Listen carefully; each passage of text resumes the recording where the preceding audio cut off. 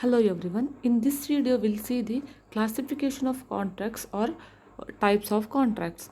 The contracts are divided under various bases. Okay. First we'll see one by one. First one, on the basis of enforceability or validity. On the basis of the validity, the contracts are divided. First one, valid contract. First one, valid contract. A valid contract is an agreement enforceable by law. An agreement becomes enforceable by law only when it satisfies all the essentials of the elements of a contract. Okay, as under section 10 of the Indian Contract Act, valid contract is an agreement enforceable by law. Valid contract is nothing but it's a meaningful contract, the contract which satisfy all the essentials conditions of the contract. Okay, means under this the main things under the contract is there should be agreement and there should be it should be enforceable by law, and if any contract include these things, agreement and it should be enforceable by law, that type of contract is called the valid contract, and it should be satisfy all essentials of the contract which we studied in the earlier classes.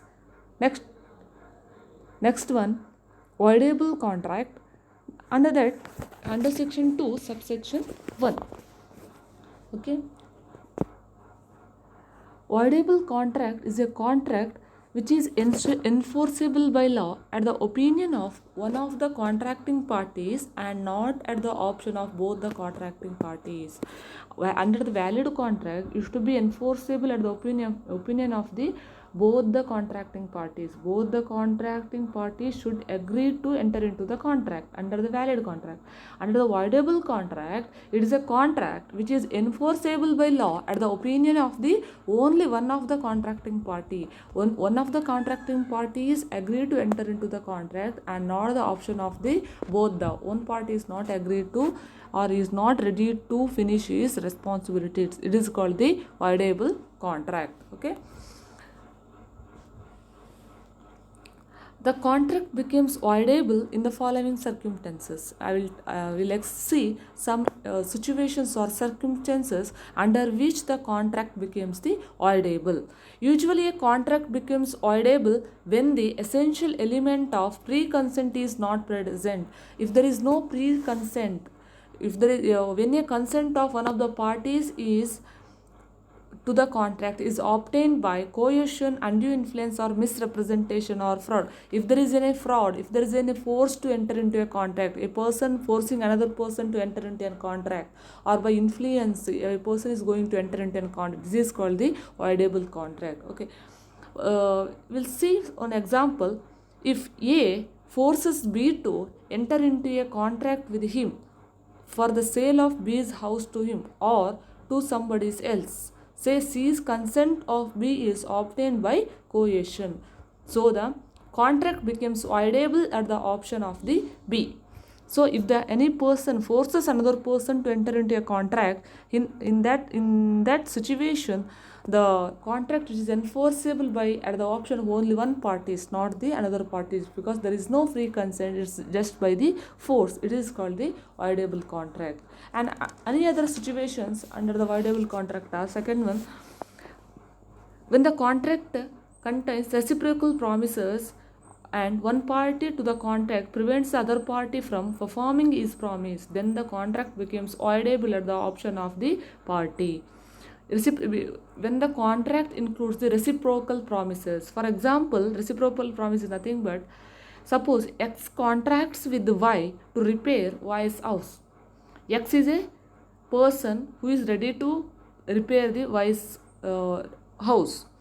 X contracted the Y to repair Y's house for rupees 5,000, and X is ready to repair, but Y does not permit X to repair. In this case, the contract becomes voidable at the option of X, and so it can be avoided by X. Under this reciprocal promise, which is not true, right? Because here first Y is agreed to give his whole house for the repair, but after that he is refused to repair his house, so yes, the contract become the voidable contract.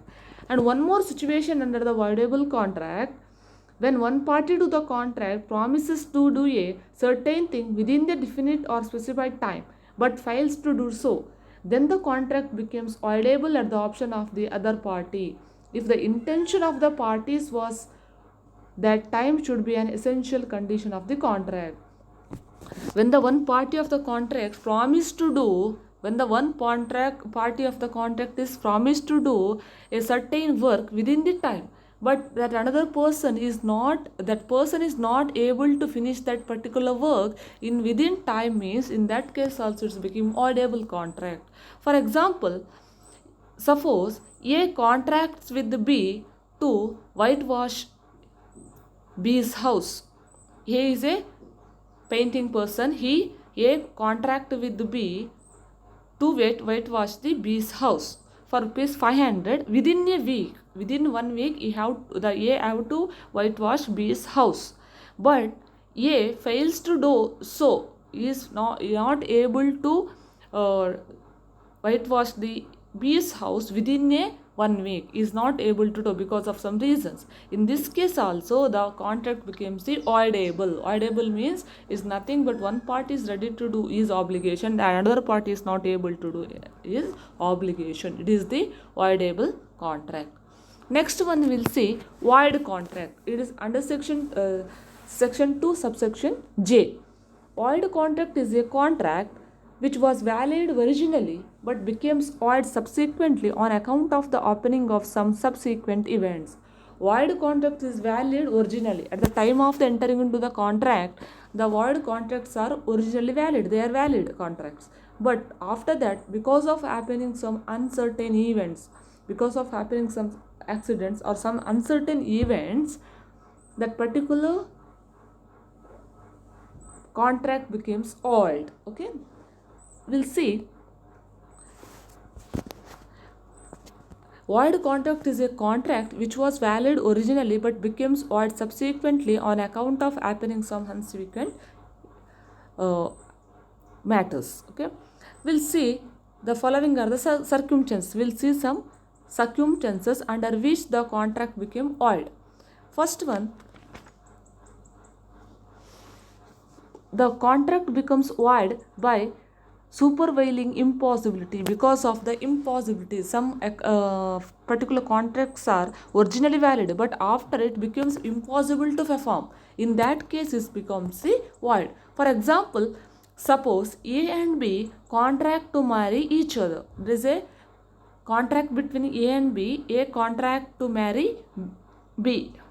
Okay, after the formation of the contract but before the time fixed for the marriage, A and B contract to marry each other, but after the formation of the contract, after the formation, at the time of the entering into a contract, they are both are the ready to marry and it's valid. But before the marriage date, B becomes mad. B becomes mad. Now it's possible to for A to marry B. No, it's impossible, right? So if there is any event, originally they are valid. After sometimes they becomes impossible. Impossible. It becomes the void. Next one, subsequent illegality. Subsequent illegality. Under section 56 of the Indian Contract Act, contract becomes void also by subsequent illegality. At the time of entering into the contract, that particular matter is legal, but after that, because of some rules and regulations of the government, that particular matter becomes illegal. Suppose S agrees to sell 100 bottles of beer to Y on or before a specified date. X agreed to sell 100 bottles of beer to Y on before a specified date. But before the delivery, the government introduced prohibition or prohibiting trading in liquor. Okay, there is a contract between the X and Y. X have to send the 100 bottles to Y within a particular time. But before delivering the goods, the government introduced a new policy to selling and buying of the liquor is the illegal. This is the subsequent illegality. Before, at the time of entering into the contract, it is valid. Because after that, because of some legal matters or it becomes the impossible. So subsequent illegality. Next one, repudiation of a voidable contract. A voidable contract becomes void when the party entitled to repudiate such a contract exercises his opinion to repudiate the contract. Suppose A forces B to sell his house to him for rupees 2 lakh by threatening to him shoot. It's nothing but a voidable contract becomes void when the party entitled to repudiate such a contract exercises its option to repudiate the contract. Uh, when a particular person refuses the voidable contract, he is going to refuse the voidable contract. In that case, it becomes the void. If he is agree for the voidable contract, it becomes the voidable. If you refuse the voidable contract, it becomes the void. Next, one more situation under which the contract becomes the void: impossibility of contingent event, because of some impossible contingent but happening of some uncertain events. For example, suppose C agrees to delivery imported cotton to B when the ship carrying the cotton arrives at Mumbai, and C to take delivery of the imported cotton, but the ship sinks on the way. See, for example, A agreed to delivery 100 kgs of rice to B after arriving of the ship. Ship is on the way, but unfortunately, the ship sinks on the way. Whether it's possible to deliver the rice to B? No, right? It is the impossibility of contingent event. Under this also, the contract becomes the void. Next,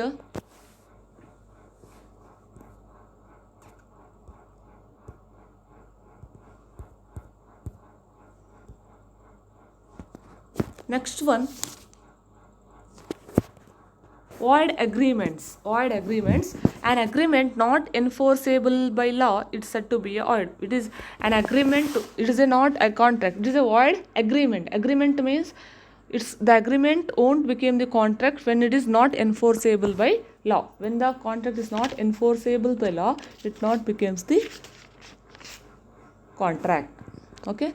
Next, for example, an agreement with the minor, an agreement with the lunatic or unsound mind person, an agreement relating to the subject matter of which both the parties are under a mistake, an agreement in cancellation of the trade or restraint of trade, or agreement restraint of legal proceedings, agreement to stop the marriages or restraint of marriages. Okay, these are the agreements which are not enforceable by law. And in the void agreement, in void contracts, they are enforceable by law at the entering, but void agreements are, they are not the they're not the legal, they're not enforceable by law at the from the beginning. Next one, unforceable contract.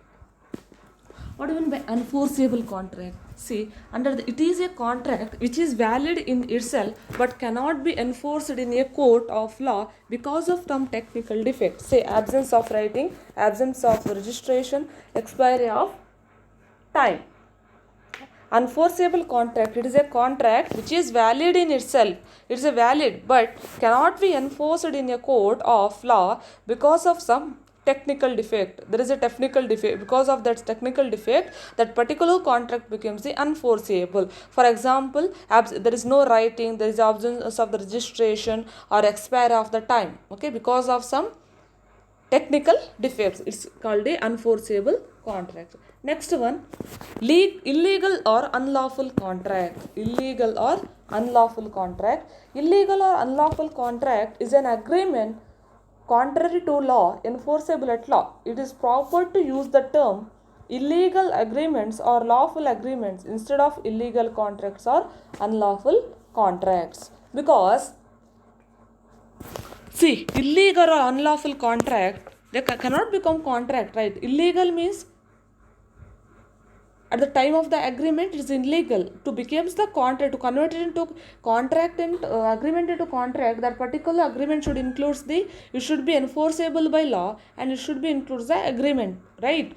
So illegal and contract or unlawful contract, it's not suit to use the word illegal contract. It's better to use illegal agreement or illegal unlawful agreements. Okay, this is the types of contracts under the first, on the basis of what? On the basis of the enforceability or validity. First, valid contract, voidable contract, void agreements, unforceable contracts, These are illegal or unlawful contract. These are the main types of contracts under the validity.